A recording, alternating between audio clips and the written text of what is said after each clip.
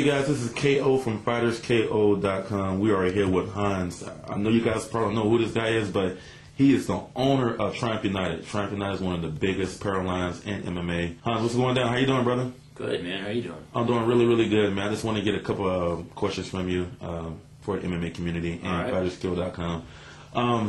Number one, Dana White, the president of UFC, he's passed a law saying, well, actually a rule saying that I guess you have to pay $100,000 for every 6 months to sponsor fighters in the UFC. Now, do you think this law actually hurt MMA, or you think what do you think about it? Well, I mean, I don't know if it's necessarily a law. I know that it's one of those. It's something that they're instilling into the UFC to, I would say, prohibit some of the brands that aren't really 100% behind MMA, that are trying to just get in and get a fast buck. Because, I mean, realistically, there's a lot of companies that have just jumped in and jumped out. You know, they sponsor a fighter here, and then you never see them again.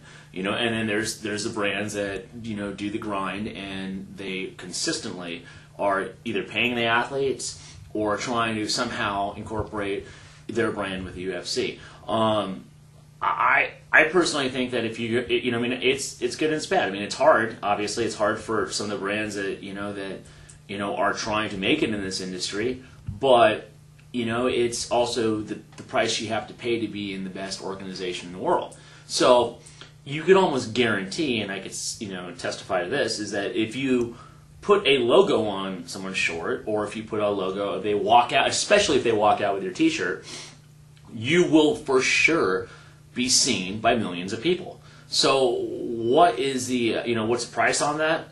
That's hard to justify, but it is one of those things that it's the organization. They can do what they want to do, and we as a brand support whatever the UFC does. Dana is obviously a good friend of Triumph, so we take care of him too.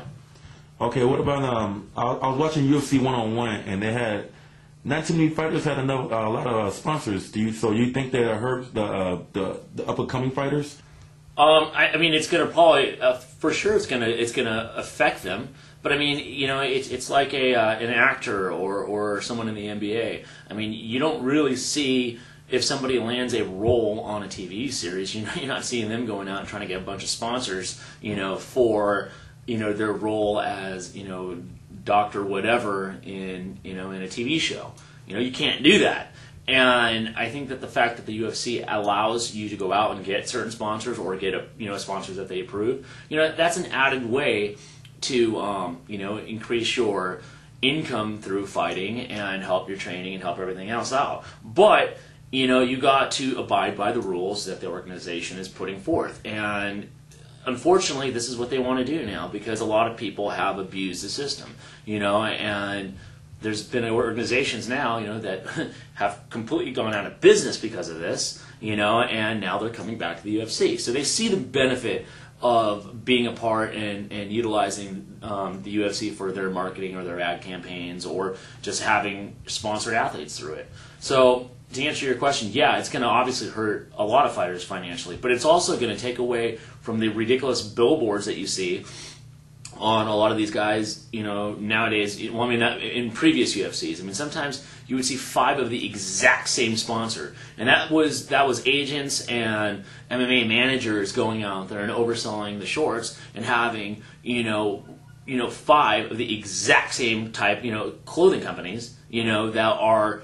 I mean, how it's more confusing to the fan and the observer now, because they don't even know who the guy is sponsored by. I mean, is he sponsored by Cage Fighter? Is he sponsored by Tap Out? Is he sponsored by whatever else brand out there? You don't know, and there should be some limits on that for sure. When was the first fight that you actually Triumph United logos were seen? Well, back in the day when Rampage first. Well, actually, it was the second fight when he fought Chuck.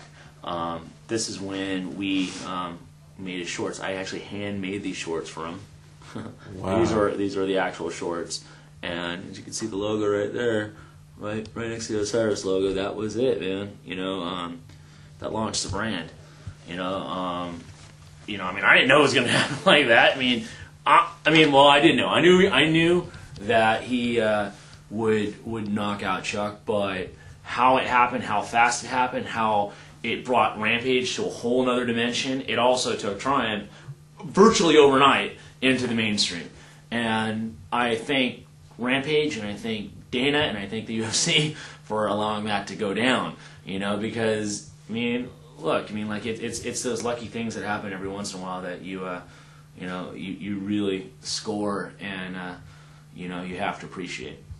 Okay, thank you very much. That's hot, man. That's hot. This is a Rampage Shorts, you guys. This is official Shorts. He knocked out Chuck Liddell, man. Official. See the big Triumph United logo. Osiris.